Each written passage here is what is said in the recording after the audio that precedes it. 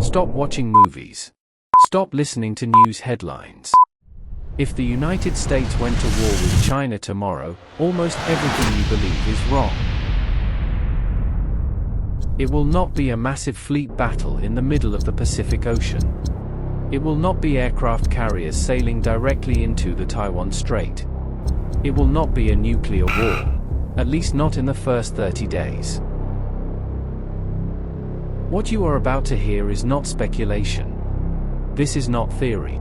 This is based on actual operational concepts. The Pentagon has spent 20 years refining this plan. They have wargamed it hundreds of times. They update it every single year. It has a name: the Joint Concept for Access and Maneuver in the Global Commons. Almost nobody explains what this actually means. Most channels skip the details. They want clicks. I want accuracy. In this video, I will break it down phase by phase, step by step, exactly as it appears in public defense reports.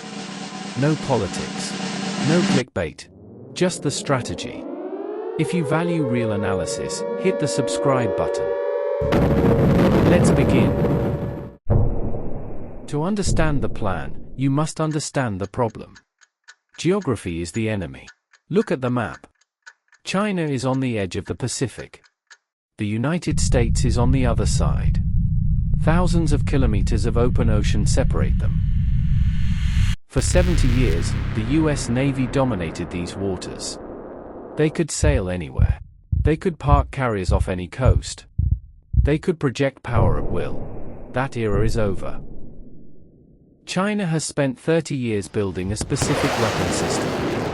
It is called the Anti-Access Area Denial Network. In simple terms, it is a kill zone. China has built over 2,000 anti-ship ballistic missiles. These weapons are designed for one purpose: to sink American aircraft carriers. The range is 1,800 kilometers. Any US ship inside this circle is at risk. Any US ship inside this circle is a target. This creates a massive dilemma for Washington. If they send carriers close, they might sink. If they stay far away, their aircraft cannot reach the fight. It is a lose-lose situation. Or so it seems. The Pentagon knows this.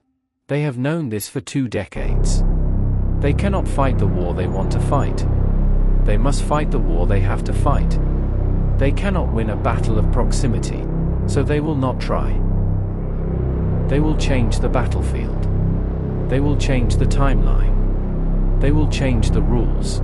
This is where the real plan begins. It does not start with fighting. It starts with waiting. The war does not start with the first missile. It starts 7 days earlier. This is phase 0.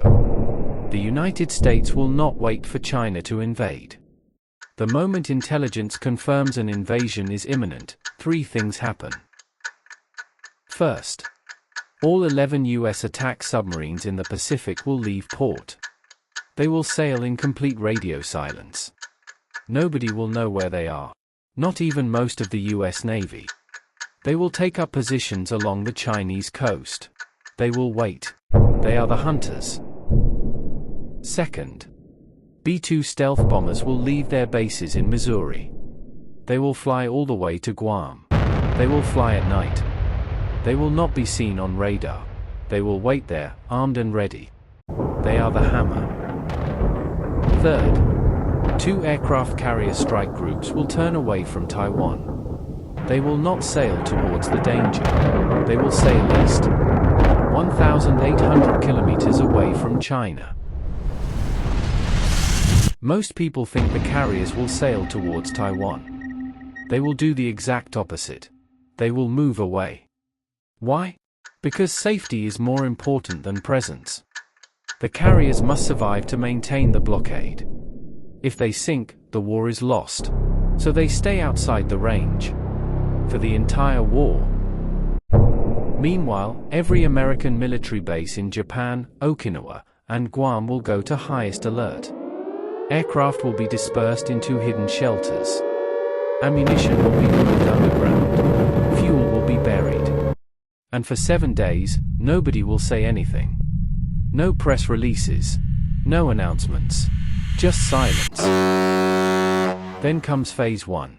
Hour 0. China launches the invasion. 1,000 ballistic missiles are fired at Taiwan. This is the moment almost every armchair general says America will respond. They say America will launch massive airstrikes on mainland China. They are wrong. America will not attack mainland China. Not in the first week. Not in the first month. Probably not at all. The Pentagon learned the most important lesson of the last 70 years. You do not invade a nuclear-armed great power. You do not attack their homeland. You do not give them a reason to use nuclear weapons. Instead, the United States will do 3 things. And only 3 things. First, every single ship, submarine, and aircraft within range will fire. They will fire every single anti-ship missile they have. They will target every single Chinese warship that has left port. They will clear the sea. Second, US submarines will sink every single commercial cargo ship. Any ship sailing to China will be stopped. Any ship sailing from China will be stopped. Every single one. No exceptions. Third, a complete naval blockade will be established. It will be 1,000 kilometers off the coast of China. Nothing goes in. Nothing comes out. That is the entire plan for the first 72 hours. No invasion.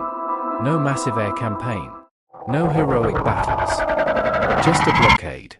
The goal is not to conquer. The goal is to isolate. By the end of the first week, the war will have already been decided. Almost nobody will have died yet. This is a war of logistics, not bullets. China has 30 days of strategic oil reserves. That is it. 30 days. Think about what that means. It means every tank, every ship, every plane has a countdown clock. When the clock hits 0, the military stops moving. 90% of all of China's oil arrives by ship. It comes through the Strait of Malacca. It comes through the Indian Ocean. 90% of all of their exports leave by ship. All of it stops. The US Navy does not need to defeat the Chinese military. They just need to sit 1,000 kilometers off the coast and wait. Every day that passes, China runs out of fuel. Every day factories shut down. Every day food and energy prices rise. Every day pressure builds. This is the entire plan. There is no glorious battle. There is no D-Day landing. There is no final showdown. There is just waiting. This is the part that almost nobody understands. The United States does not need to defeat China. They just need to not lose. And wait. China has 2 options. Option 1. Attempt to attack the US fleet 1,000 kilometers offshore. This is where the US has all the advantages. The US submarines are waiting. The US bombers are ready. The US carriers are safe. If China comes out to fight, they lose ships. If they lose ships, they lose trade. If they lose trade, they lose the war. Option 2. Surrender and negotiate. That is it. Those are the only options. The United States has time. China does not. The US economy can withstand a blockade. The Chinese economy cannot. China is a manufacturing superpower. But factories need power. Power needs fuel. Fuel needs ships. Ships need safe seas. The US Navy controls the seas. So the US Navy controls the fuel. Manufacturing stops. Power grids fail. Civil unrest grows. The clock is ticking. This is why the carriers stay away. They do not need to be close. They only need to exist. Their presence keeps the blockade secure. Their absence keeps them safe. It is a game of patience, not aggression. Think about the history of naval warfare. Britain did this to Germany in World War I. Britain did this to Germany in World War II. It works. It is slow. It is painful. But it works. In World War I, Germany starved. In World War II, Germany ran out of oil. The United States is applying the same lesson. History repeats itself. The United States is betting on economics. They are betting that China cannot survive without trade. They are betting that the Chinese government will fall before the US fleet does. It is a cold calculation. It is a strategy of attrition. Consider the psychological impact. Imagine being a citizen in Shanghai. The lights go out. The gas stations are empty. The supermarkets have no food. The internet slows down. This happens while the army is still intact. This happens without a single soldier landing on the beach. This is modern warfare. It is invisible. It is economic. It is devastating. The Pentagon knows that a desperate nation is dangerous. So they do not push too hard. They keep the blockade tight. But they leave a door open. They want China to choose negotiation, not destruction. This is the essence of the joint concept. Access is denied. Maneuver is restricted. Trade is halted. The enemy collapses from within. This plan is very good. It is logical. It is strategic. But it has one single, catastrophic flaw. Nobody talks about it. The entire plan relies on one assumption. The assumption is that China will only attack American ships at sea. They will assume China will play by the rules of naval warfare. But China will not do that. They will not attack the carriers. The carriers are too far away. They will attack the bases. All of them. Every single base that supports the US fleet. There are 56 American military bases in Japan and Okinawa. Some are small. Some are massive. All of them are within range of conventional Chinese missiles. All of them are completely undefended against mass missile attack. Think about the geography. Okinawa is closer to China than it is to Tokyo. It is inside the kill zone. The bases are fixed targets. They cannot move. They cannot hide. They are sitting ducks. China can launch 1,000 missiles at these bases. They can do it in the first hour of the war. There is almost nothing the US can do to stop it. The defense systems are overwhelmed. The interceptors run out. The missiles get through. Runways will be destroyed. Concrete will be shattered. Craters will block the taxiways. Aircraft will be destroyed on the ground. Hangars will collapse. Fuel depots will burn. Tens of thousands of American casualties before a single plane even takes off. Consider the specific bases. Kadena Air Base in Okinawa. It is the key hub for air power. It will be hit first. Yokota Air Base near Tokyo. It controls the logistics. It will be hit second. Andersen Air Force Base in Guam. It holds the bombers. It is also in range. This is the outcome of almost every single Pentagon war game. The Center for Strategic and International Studies ran the simulations. The RAND Corporation ran the simulations. The Pentagon ran the simulations. In 18 out of 22 recent war games, China won. Or it was a draw. The United States did not win. In almost all of them, the US lost 2 aircraft carriers. They lost 90% of all forward-based aircraft.